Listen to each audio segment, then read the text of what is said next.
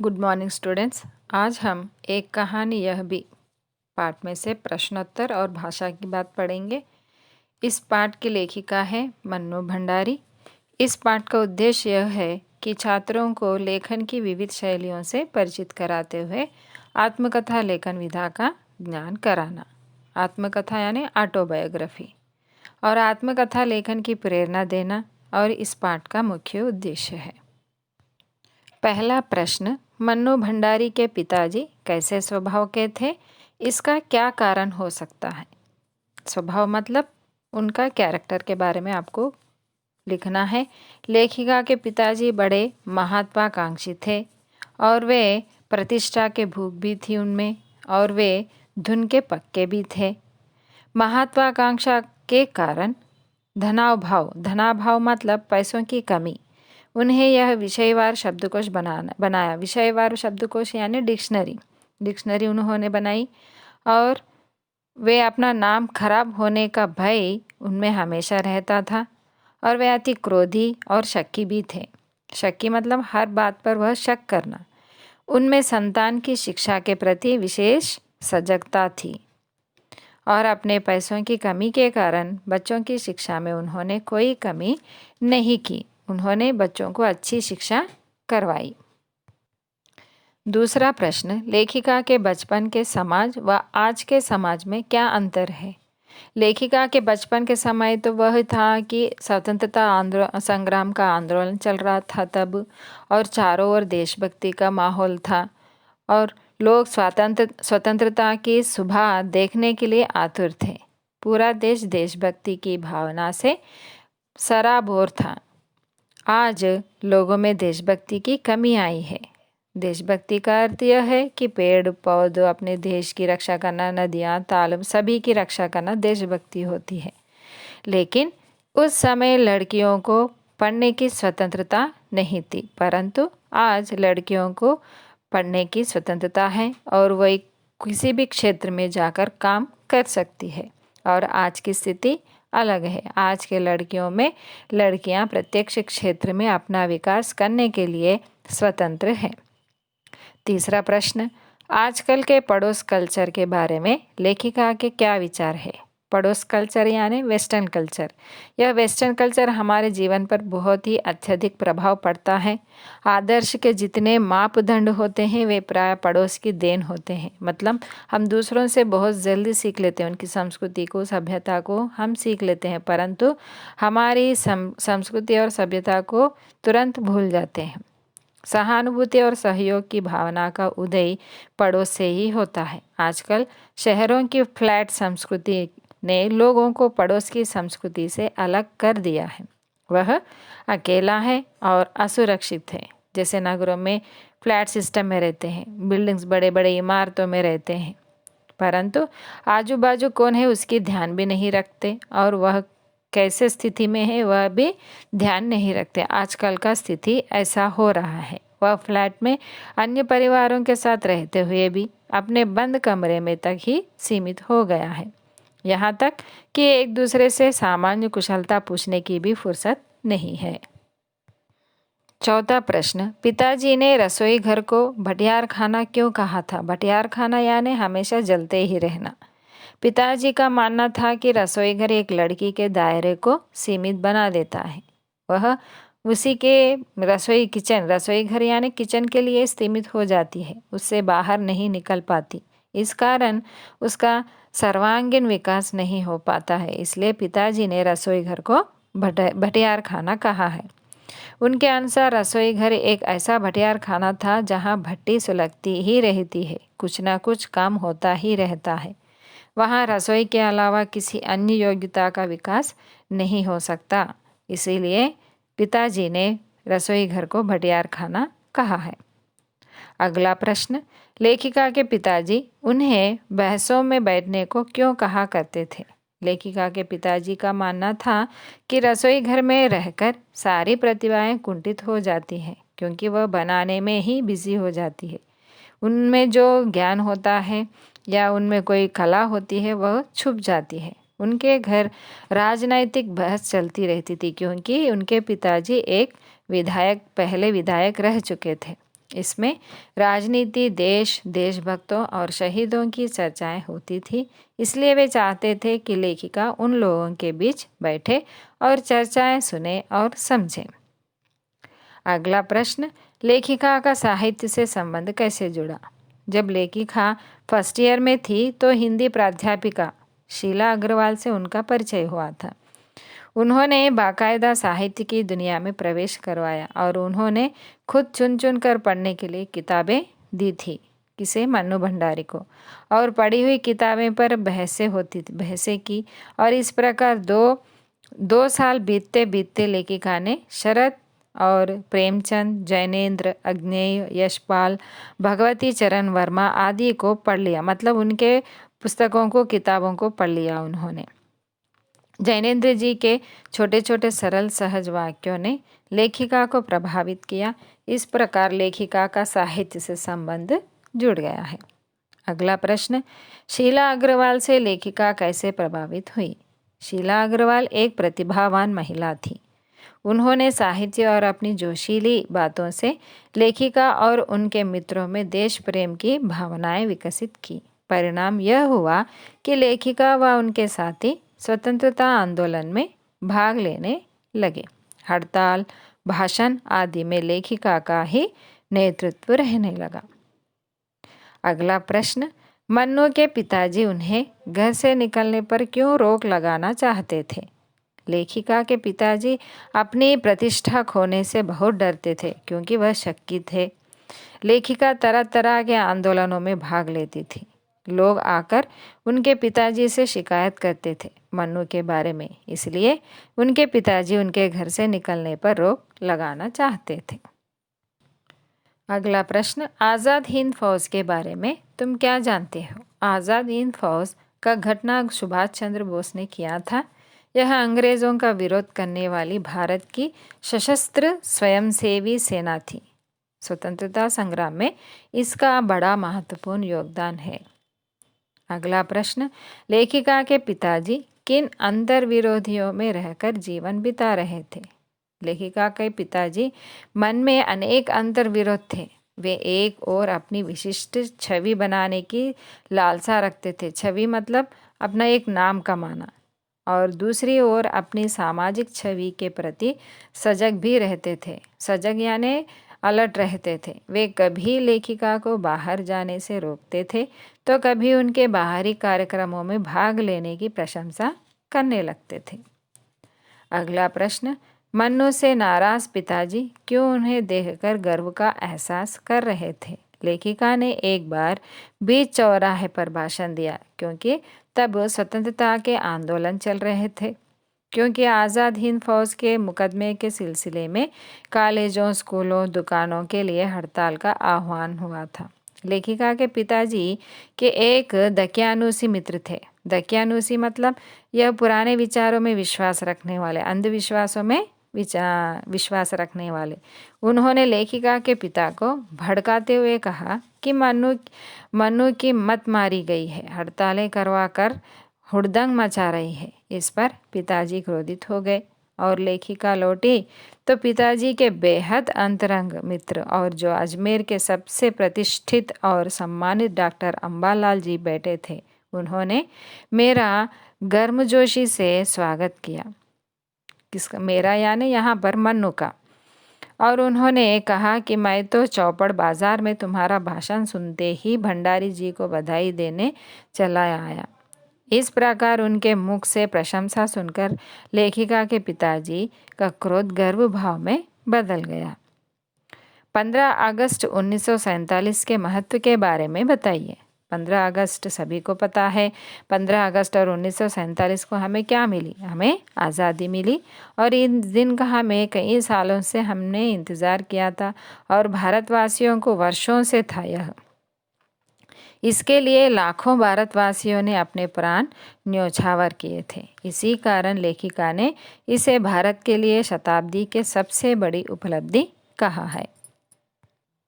अगला प्रश्न, इस पाठ की लेखिका एक स्त्री होते हुए भी उन्होंने स्वतंत्रता आंदोलन में सक्रिय रूप से भाग लिया। अब आप बताइए कि सामाजिक विकास में विद्यार्थी क्या योगदान दे सकते हैं। प्रत्येक विद्यार्थी को सामाजिक कार्यों में भाग लेना चाहिए, उन्हें स्वयं अनुशासन में रहना चाहिए और समाज की किसी भी वस्तु को नुकसान ना पहुंचाने और उसके संरक्षण का प्रयास करना चाहिए। साथ ही उन्हें अपने गरीब मित्रों की ज़रूरतों को मिलजुल कर पूरा करने का प्रयास करना चाहिए। समाज की रूढ़ियों को दूर करने के लिए नारे, पोस्टर आदि बनाकर सार्वजनिक स्थलों पर लगाना चाहिए। खाली समय में निरक्षर लोगों को पढ़ाने का कार्य करना चाहिए। इस प्रकार विद्यार्थी सामाजिक विकास में योगदान दे सकते हैं। अगला प्रश्न, समाज सुधार कार्यों में स्वयंसेवी संस्थाओं की क्या भूमिका है? समाज सुधार कार्यों में स्वयंसेवी संस्थाएं महत्वपूर्ण भूमिका निभाती है। ये अपने अपने स्तर पर समाज सुधार का कार्य करती है। ये निरक्षर लोगों को पढ़ाती है। निरक्षर मतलब अनएजुकेटेड लोगों को। अनाथों के पालन पोषण की व्यवस्था भी करती है और प्राकृतिक आपदाओं में लोगों की सहायता करती है। आप प्राकृतिक आपदाएं जैसे कि भूकंप हो या तो बाढ़ आए, इस तरह के कामों में वह सहायता करती है। शिक्षा के प्रसार में योगदान देती है। अस्पताल आदि खोलकर मुफ्त चिकित्सा की सुविधाएं प्रदान करती है। इस प्रकार ये संस्थाएं सरकार के समाज सुधारक कार्यों को सफल बनाने में सहायता देती है। अगला प्रश्न, एक कहानी यह भी पाठ की लेखिका के बारे में बताइए। आप इसमें लेखिका के परिचय देना चाहिए, जन्म, मृत्यु और उनके रचनाएं, इन सारे उनकी एजुकेशन कहाँ पर हुआ, शिक्षा कहाँ पर हुआ, इन सारे विषयों को इसमें आपको लिखना है। एक कहानी यह भी पाठ की लेखिका मन्नू भंडारी जी है। वे हिंदी साहित्य जगत की सुप्रसिद्ध लेखिका है। उनका जन्म 2 अप्रैल 1931 को भानपुरा जिला मंदसौर मध्य प्रदेश में हुआ था। बाद में इनका परिवार अजमेर राजस्थान आकर रहने लगा। मन्नू भंडारी की इंटरमीडिएट तक की शिक्षा अजमेर में हुई थी। स्नातक की परीक्षा बनारस विश्वविद्यालय से उत्तीर्ण करने के बाद कुछ समय तक कोलकाता में अध्यापन कार्य किया। मन्नू भंडारी ने नई कहानी आंदोलन में सक्रिय भूमिका निभाई है। उनकी रचनाओं में सामाजिक जीवन का यथार्थ चिंतन है।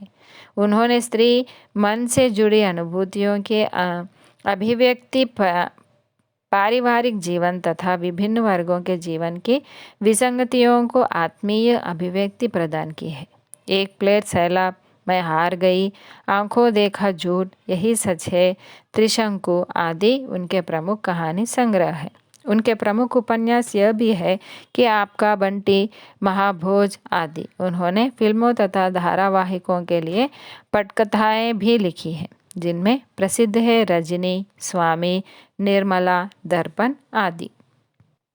अगला प्रश्न, लेखिका की अपने पिताजी से वैचारिक टकराहट को अपने शब्दों में प्रकट कीजिए।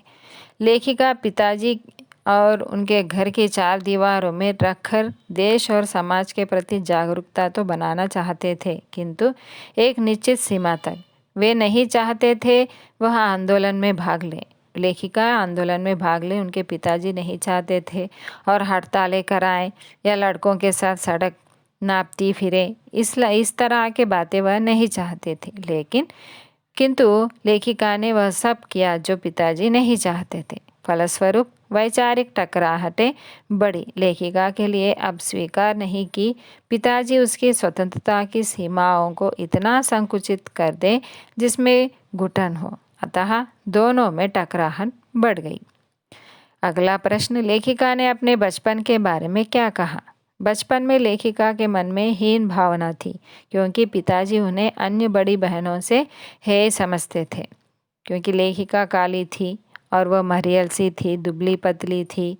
गोरा रंग पिताजी का कमज़ोरी था, क्योंकि उनकी बड़ी बहन जो गोरी थी, अच्छी थी, सुंदर थी, वह खूब गोरी थी और हंसमुख भी। बहन सुशीला से हर बात में तुलना करते थे, उसकी प्रशंसा करते थे। इस कारण लेखिका के मन में हीन भावना गहरा स्थान बना लिया। इस कारण नाम, सम्मान, प्रतिष्ठा पाने के बाद भी लेखिका को अपनी सफलताओं पर विश्वास नहीं होता था।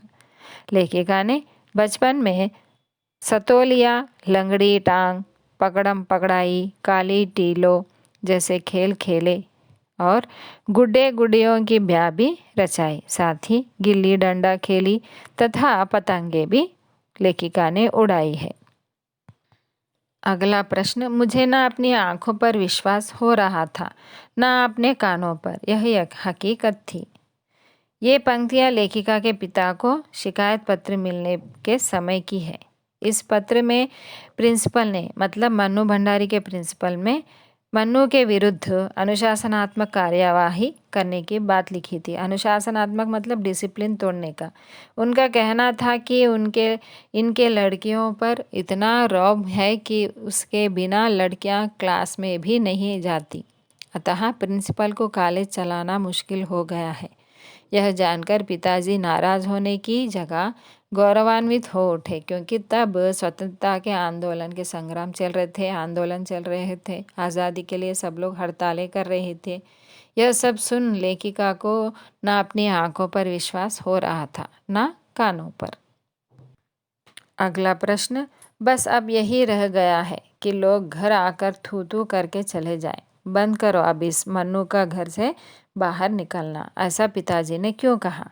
इसका उत्तर यह है कि एक बार आज़ाद हिंद फौज के मुकदमे के सिलसिले में कॉलेजों, स्कूलों, दुकानों के लिए हड़तालों का आह्वान था, लेकिन लेखिका ने उस आंदोलन में चौराहे पर भाषण दिया। इसी बीच पिताजी के एक दकियानुस मित्र ने उन्हें मन्नू के बारे में भटकाते हुए कहा कि मन्नू की मत मारी गई है, वह हड़तालें करवा कर हुड़दंग मचा रही है। इस बात पर पिताजी सारे दिन क्रोधित होते रहे।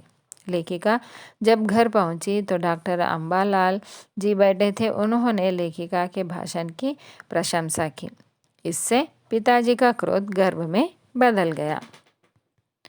अगला प्रश्न, जीत की खुशी पर सामने खड़ी बहुत बहुत बड़ी चिर प्रतीक्षित खुशी के सामने यह खुशी बिला गई। कॉलेज, इसका उत्तर यह है कि कॉलेज प्रशासन ने लड़कियों को भड़काने और कॉलेज का अनुशासन बिगाड़ने के आरोप में शीला अग्रवाल को मई 1947 में नोटिस थमा दिया। हुड़दंग न मचे इसलिए 3rd ईयर की क्लासें बंद कर दी गई। लेखिका के साथ 2-3 छात्राओं का कॉलेज में प्रवेश निषिद्ध कर दिया। लेखिका और उनके साथियों ने कॉलेज के बाहर रहकर खूब हुड़दंग मचाया। कॉलेज वालों ने अगस्त में 3rd ईयर खोल दिया।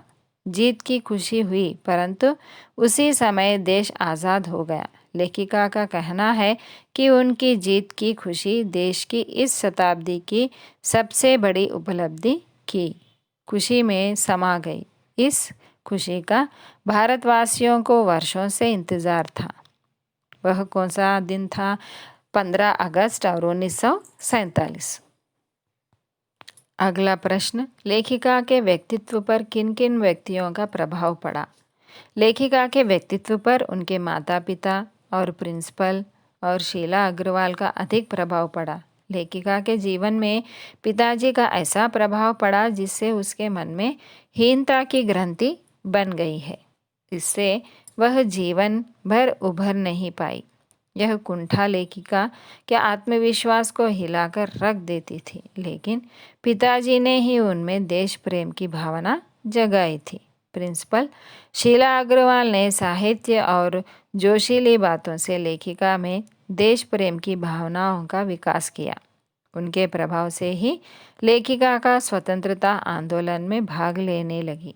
साहित्य के प्रति रुचि जगाने में भी उनकी प्रिंसिपल शीला अग्रवाल जी का बड़ा योगदान था। अगला प्रश्न, आज़ाद हिंद फौज के मुकदमे के सिलसिले में विद्यालयों में कैसे कार्यक्रम आयोजित किए गए? आज़ाद हिंद फौज के मुकदमे के सिलसिले में कॉलेजों और स्कूलों, दुकानों के लिए हड़ताल का आह्वान किया गया था। छात्र बड़े समूह में हड़ताल में भाग ले रहे थे। लोगों को भी हड़तालों में भाग लेने के लिए प्रेरित कर रहे थे। अजमेर के चौपड़ बाजार पर विद्यार्थी इकट्ठे होकर भाषणबाजी कर रहे थे। इस अवसर पर पूरा अंग्रेज अंग्रेजों के विरुद्ध एकजुट खड़ा लग रहा था। अगला प्रश्न, ब्रिटिश शासन में भारतवासियों के साथ कैसा व्यवहार किया जाता था? अपने शब्दों में लिखिए। ब्रिटिश शासन में भारतवासियों के साथ अमानवीय व्यवहार होता था, भारतीयों को सम्मान नहीं दिया जाता था और गांधी जी का तो सामान ही अंग्रेज़ों ने रेल के फर्स्ट क्लास के डिब्बे से बाहर फेंक दिया था। भारतवासियों को स्वाभिव्यक्ति का अवसर नहीं था। देशभक्तों को निर्दयतापूर्वक कुचला जा रहा था। अंग्रेज भारतीयों को काले कहते थे। वे यहाँ से धन अपने देश इंग्लैंड ले जा रहे थे और भारत में उनकी नीतियों का घोर विरोध हो रहा था। स्वतंत्रता आंदोलन दो भागों में बंटा था, गरम दल तथा नरम दल। एक और अहिंसावादी थे और दूसरे ओर अंग्रेजों का सशस्त्र विरोध हो रहा था। अहिंसक आंदोलन का नेतृत्व गांधी जी कर रहे थे और हिंसक आंदोलन का आज़ाद हिंद फौज के प्रणेता नेताजी सुभाष चंद्र बोस थे। दोनों ही आंदोलनों को अंग्रेज पूरी शक्ति के साथ कुचलने में लगी थी। ब्रिटिश सेना द्वारा लोगों को प्रताड़ित करने का समाचार लगभग रोज ही आता रहता था। जलियांवाला बाग हत्याकांड इसका सबसे बड़ा प्रमाण है। अतः ब्रिटिश शासन में भारतीय लोगों के साथ उचित व्यवहार नहीं होता था। लेखिका के संघर्षमय जीवन से हमें क्या संदेश मिलता है?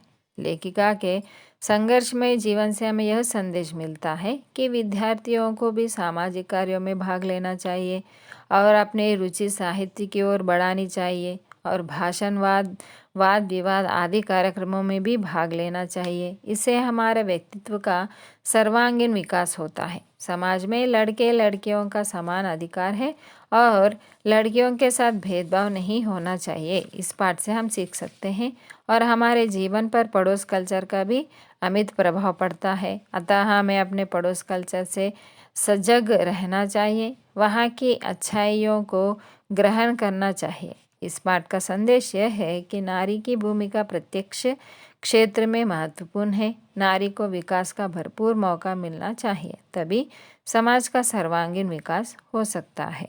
अगला प्रश्न, अंतर्राष्ट्रीय महिला दिवस के उपलक्ष्य पर आपको संयुक्त राष्ट्र संघ के भाषण देने का मौका मिले तो आपका भाषण क्या होगा? इस पर एक भाषण लेख लिखिए। आपको इसमें एक स्पीच लिखना है। भाषण लेख यानी स्पीच, यह आप अपने शब्दों में लिख सकते हैं। समाज में शिक्षा का महत्वपूर्ण स्थान है, इस पर अपने विचार प्रकट कीजिए।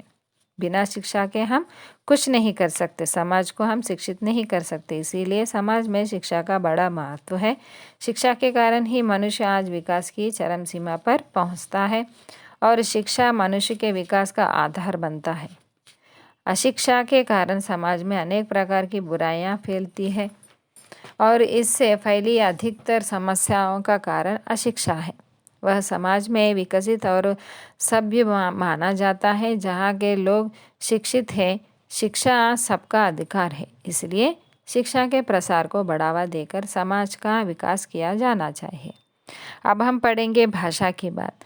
आपको भाषा की बात पढ़ने के लिए पूरे पाठ को विस्तार से पढ़नी चाहिए, तभी आप भाषा की बात को पूर्ण कर सकते हैं, क्योंकि रीडर में से, लेसन में से आपको भाषा की बात के शब्दों का देगा। वो को पहला वाला कोष्टक में दी गई सूचना पढ़िए और उसके अनुसार कीजिए।